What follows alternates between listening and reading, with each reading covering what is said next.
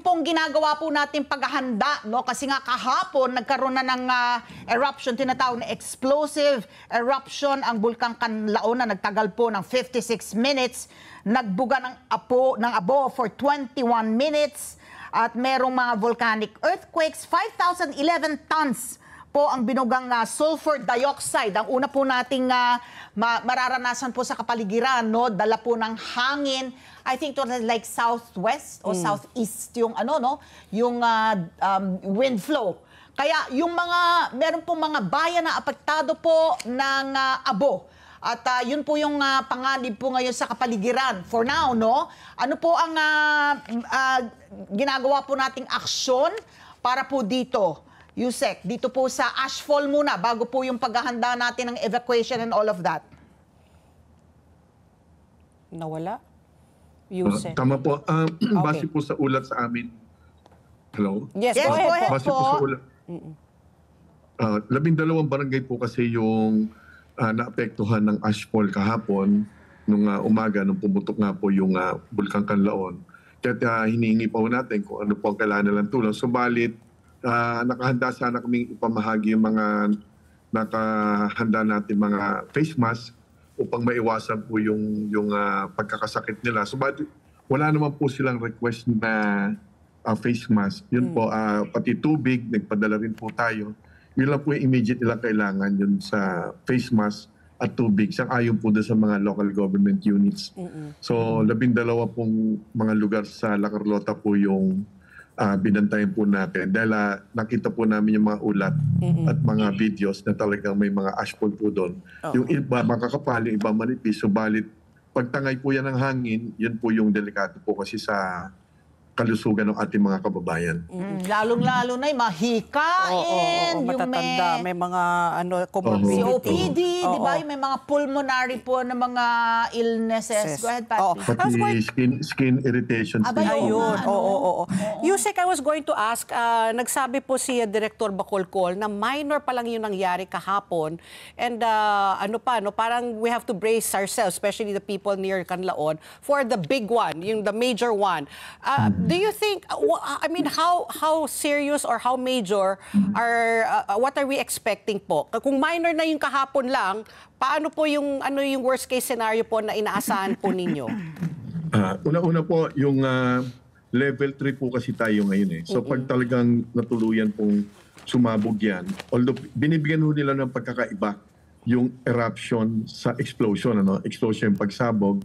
Sa larangan po ng pagsabog lamang, hindi naman natin minamalit yan. Kaya kumpara po kasi noong Disyembre, mas malakas po yung explosion o pagsabog noong Disyembre. Kaya lang, pag po kasi inangat sa level 4, from level 3, naging level 4 yung babaladyaan, malaki po yung impact niyan sa ating aksyon at sa paghanda. Kasi po sa ngayon, ang numero po ng ating o bilang ng ating mga kababayan na nasa loob ng evacuation centers, 2,600 plus.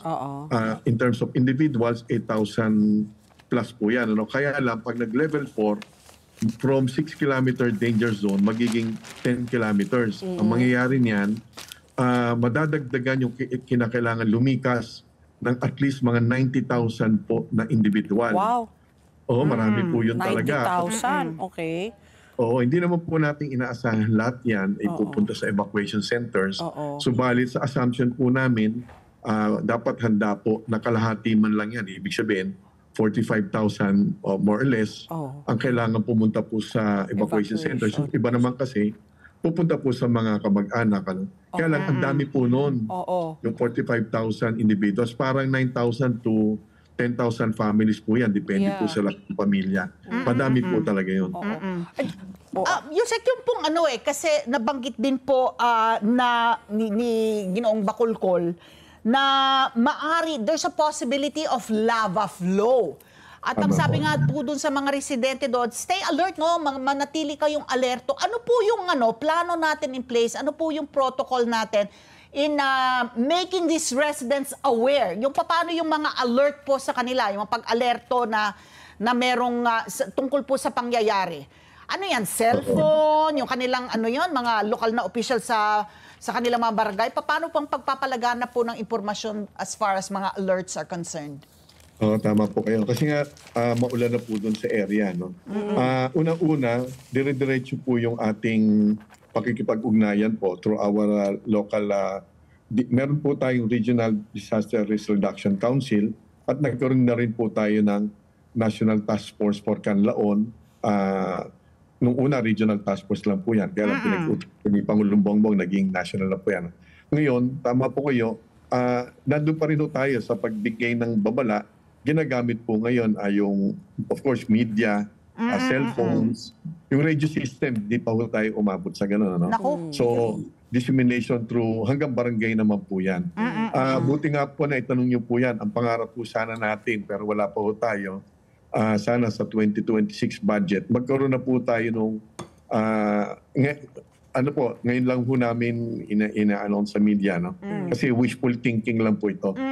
Sa ibang bansa ho kasi, huwag naman sa pinakamayamang bansa, kahit Thailand, nakawig po ng ating ekonomiya, doon po meron silang at least 640 plus towers, mga tore na mayroong public address system na yan po ay controlled ng central government nila at may AI capability.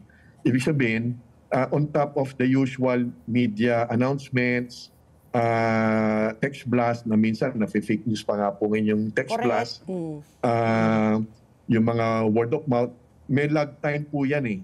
Mas importante sana kung kakayanin po sana at mapagbigyan po kami for 2026 ng Kongreso, yung pong ganong kapabilidad na uso naman po yon, i-adapt na lang po natin. May mga towers na magsasalita kung ano talaga yung nangyayari, ano yung babala, lalo na pag tsunami. Importante kasi yung pong ilang segundo lang po at minuto. Real-time halos, ano? Real-time halos. Kasi po halimbawa, although ibang topic po ito, halimbawa pag tsunami, tinanong po namin ng PBOLS, gaano bang kabilis natin mabababalaan ang ating mga kababayan? Ang fastest, 11 minutes. So ibig sabihin, 11 minutes from PBOLS, bibigay pa sa amin, bibigay pa namin sa media at saka sa local government units, baka maging 12 minutes. So ang malaking tanong, gaano kabilis naman ang tsunami? 8 minutes daw po. Wow. So mauuna yung pagdating bago po tayo makapagbigay ng babala. Kaya Correct. Kailangan po namin ng kakayanan na i-adapt po yung teknolohiya. Let's get together. Sunnet 25. Sunnet 25.